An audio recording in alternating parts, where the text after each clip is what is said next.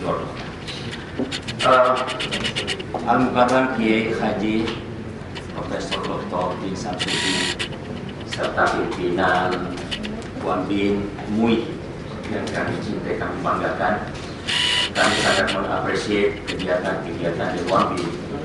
Mungkin ini Wan Bin yang paling agresif di seluruh Indonesia. Saya ada 3 bentuk Wan Bin yang saya, tapi saya 1 kali rapat 1 tahun Pak. Dan itu biasa tidak oleh sendiri. Misalnya saya jangan pakai agresif, progresif. Kalau agresif, agresor aja. Yang proaktif, yang paling giat. Ini saya salut, dan saya juga selalu membaca dari statement-statement rekomendasi daripada Wan Bin dan MUI. Kalau kita tadi sudah banyak dibicarakan bagaimana sebenarnya definisi dari budaya. Budaya itu, kemudian saya hanya langsung melangkah kepada komponen-komponen unsurnya budaya. Nah, karena budaya itu bagaimanapun itu yang menjadi terkristalisasi dan kita anut, ya, juga kita jadikan pedoman acuan.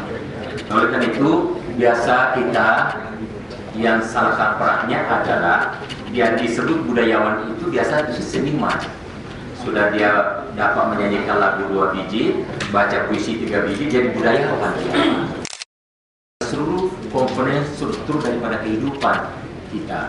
Oleh karena itu, kalau menurut Clay Lusser, unsur budaya itu ada infrastruktur manusia, mata pencaharian, kemasyarakatan, bahasa, kesenian, pengetahuan religi. 7. Tapi itu jauh, bukan itu. Apalagi sekarang ada aspek lingkungan, sungguh-sungguh memberikan warna. Kemudian teknologi. Pak Habibie belum ada yang menyebut dia budayawan, padahal dia teknolog, dia ahli pesawat terbang yang memberikan kemaslahatan. Aspek konstitusi, jangan lupa Pak, konstitusi kita bernegara sangat memberi nilai-nilai budaya dan memperdaya dan menciptakan budaya.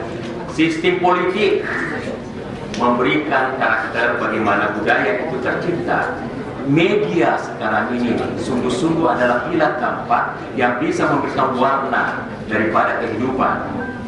Kapital, ya, bandar, kapital, pemodal yang masuk, dan pendidikan, etika, semua itu adalah komponen-komponen yang seyogianya ada atau tambahan daripada pembentuk daripada budaya ini.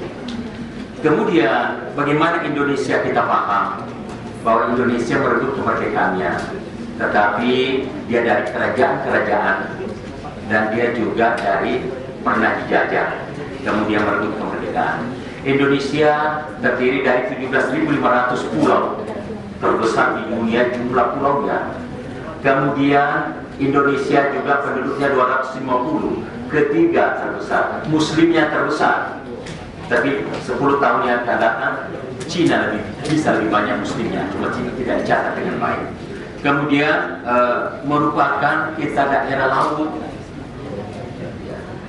dan Indonesia itu adalah transportasi dunia yang ditandai pada awalnya adalah transportasi laut.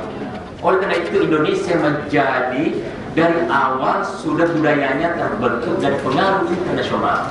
India, Saudi Arabia, Timur Tengah, dan seterusnya, dari Cina. Nah, oleh karena itu pemahaman kita di situ. Oleh karena itu yang banyak mewarnai adalah religius, dan Islam banyak sekali mewarnai budaya Indonesia. Oleh karena itu kami ingin menyarankan sebagai berikut, bahwa yang pertama, sepertinya kita Islam selalu hanya mempertahankan kita ini dari serangan, karena banyak kita di orang Islam dipengaruhi untuk jadi non Islam, kita membendung itu. Jadi kita hanya selalu pada bertahan, tidak pernah OPC menyerang dan merencanakan yang lebih jauh. jawaban yang paling bagus untuk seluruh hal adalah kita melakukan. Kalau kita ingin presiden dari muslim yang baik, kita harus persiapkan kader-kader muslim yang baik untuk menjadi presiden. Nah, sudah top itu bisa mengatur semuanya. Kalau tidak orang yang menyiapkan, berarti dia, karena demokrasi tidak mengenal siapapun. Modal uang tidak mengenal siapapun, dia akan mengalir kemana dia mau. Dan pembentuk budaya itu kan yang kita ceritakan semua. Oleh karena itu Bapak dan Ibu sekalian, yang pertama kita saja pada judul kita saya menyarankan langkah strategis dan taktis Islam tanggulangi kerusakan budaya Indonesia. Jadi yang pertama kita sudah mengatakan budaya Indonesia rusak dan Islam harus membendungnya. Kalau kita balik judulnya, bagaimana kalau langkah strategis dan taktis Islam untuk menguatkan, memantapkan budaya bangsa.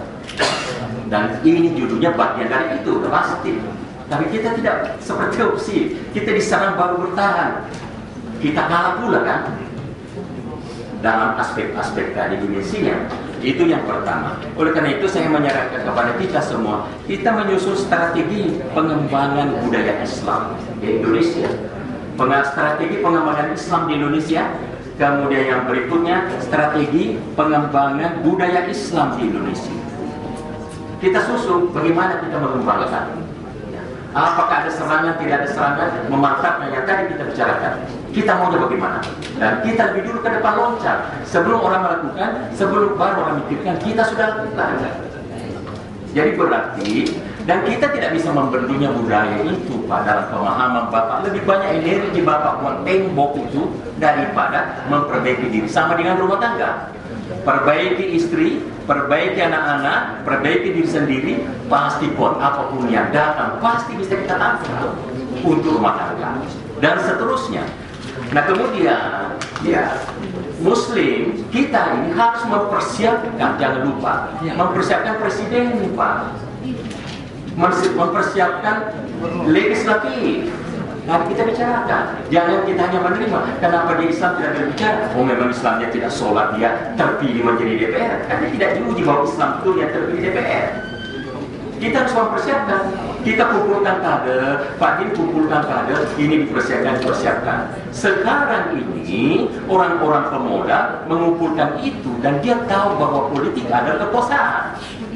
Ya. Jadi Tanu Wijaya membuat partai. Dia itu bagaimana di partai terbesar kalau kursinya di DPR tinggi, dia beli kursi itu. Bayar maksud saya, satu kandidatnya 10 miliar. Jadi kalau dapat 100 kali 10 miliar, 1 triliun. Sudah dia merupakan partai terbesar dan dia calon presiden terpilih walaupun bukan muslim. Dia persiapkan. Kalau tidak, apakah Bapak sudah mempersiapkan? Tentu belum. Kita mempersiapkan. Nah, jadi dia ngisinya. Dan apa prinsipnya yang disebut DPR RI? Keputusannya 560 jumlahnya. Dan itu di dalam teori ekonomi namanya Pareto optimal. 560 itu tidak bisa ditawar. 560 tidak lebih tidak kurang. Kalau bukan kita yang mengisinya, berarti orang lain.